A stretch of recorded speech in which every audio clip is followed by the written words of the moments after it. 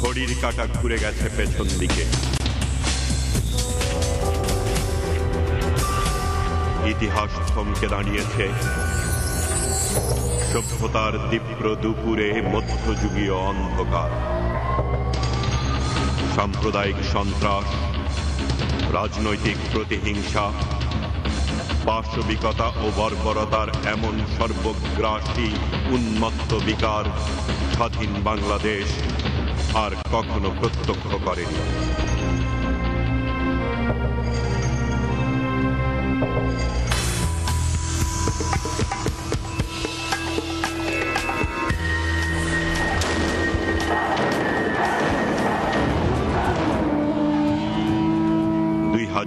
থেকে 2006 সাল কি ঘটেছিল বাংলাদেশে?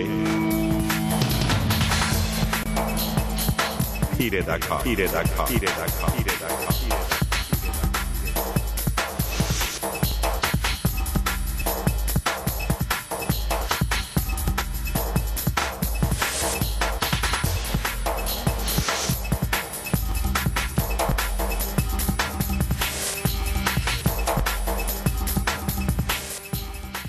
2001 সালের 14 সেপ্টেম্বর আসরের নামাজের পর মাগরিবের নামাজের এক টাইমে আর কি ঘটনাটা। তাদের পূর্ব পরিকল্পনাই ছিল যে কিছু কিছু লোক এলাকায় মাইরা ফেলবে।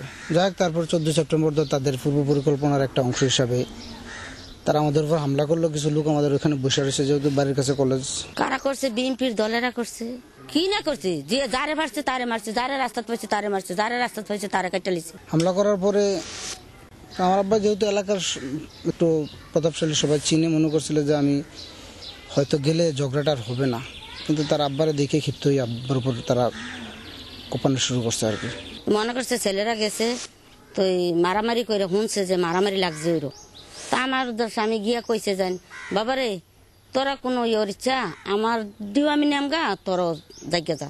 তহনে কইছে যান আইসে তারে দর আগে দইরা, এরপরে গাড়ি লইয়া, গাড়ির মধ্যে এই বোম টোম সব কিছু লই আইছে। আইয়া এরপরে এই কোবাকুবি করছে আর কি। রান্দা হুকি স্টিক ছিল তাদের হাতে, পিস্তল ছিল, টুটু রাইফেল টাইফেল, তারপর ককটেল ফেলাইছে। এখনো ককটেলের প্রিন্টার অনেকের শরীরে আছে আমাদের গ্রামের সাধারণ নিরীহ লোকগুলো যারা বাঁচাইতে গেছিল। আব্বার খবর তো আপনার এখান দিয়ে এটাতে খুব দিছিল, এটা আলগা হয়ে গেছিল। শরীরের বিভিন্ন স্থানে তো স্পট কোপের আছেই, তারপরে একটা পাও আলগা হয়ে গেছিল এখান থেকে। সমস্ত শরীরে কোপের দাগ আছে, মাথায়ও আঘাত আছে। তখন ওই জালালে বাড়ি যেন কর, এই জালালে বাড়ির মধ্যে এসে কেটে পড়ছে যে আমার বাবার বাঁচাও, আমার বাবার মাইরা লাই। তোমার বাঁচাইতে তো আর পারলো না, লোকজন যাইতে পারে না, বাঁচাইব কিভাবে? আমি বললাম যে আমার আব্বারে তোমরা বাঁচাও, হয়তো রক্তের প্রয়োজন, প্রচুর রক্ত লাগবে, তোমরা হাসপাতালে নিয়ে যাও। কিন্তু তারা হাসপাতালেও নিতে দেয় নাই।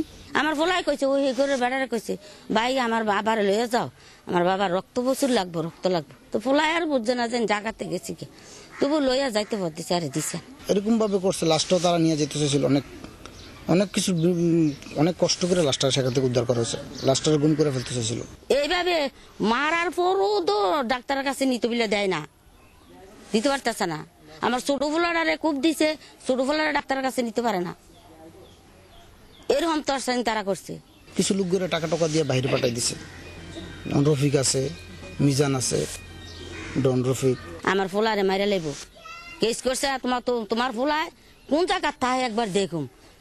কেস করতে কে কুমিল্লা যাইব না, গাড়ির থেকে নিয়ে নামে তুমি দেখবা, গাড়িতে নিয়ে নামে মারালাম, তোমার ফুলা দেখবা না। কারোর কিছু বলি নাই, 2বার 3বার করে মামলা স্টার্ট করছি, তারপরে মামলা রাখতে দেয় নাই। গাড়ির থেকে আমি কুমিল্লা থেকে মামলা চালু করে মা দিয়ে যাইতেছিলাম, এখান থেকে প্রাইম থেকে আমাকে অ্যাটাক করে নিয়ে তারা মামলা উঠেছে। একটা বছর বাইরে বাইরে ঘুরছি, একটা বছর আমার ফোলা ফান লইয়া আমি দেশ বিদেশ ডাহা দিল্লি 12 গাড়ার পানি খাইছি, 12 ফাইলার ভাত খাইছি। অপরাধ আমলিক করে, অপরাধ তো এটাই। এর আগে ওনাকে প্রপোজাল দিছিল তাদের দলে নেওয়ার জন্য, ও প্রপোজালটা প্রত্যাখ্যান করছিল আর কি। এটাতে একটু বেশি ক্ষিপ্ত আর কি।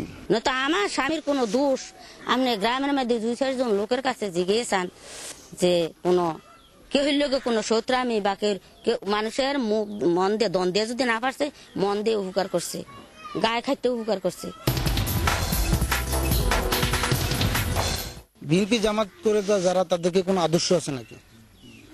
আদর্শ রাজনীতি নিয়ে করলে তো আজকে এত বড় বর্বরোচিত হামলার পরেও তো আমরা কারোর একটা গালি দিইনি।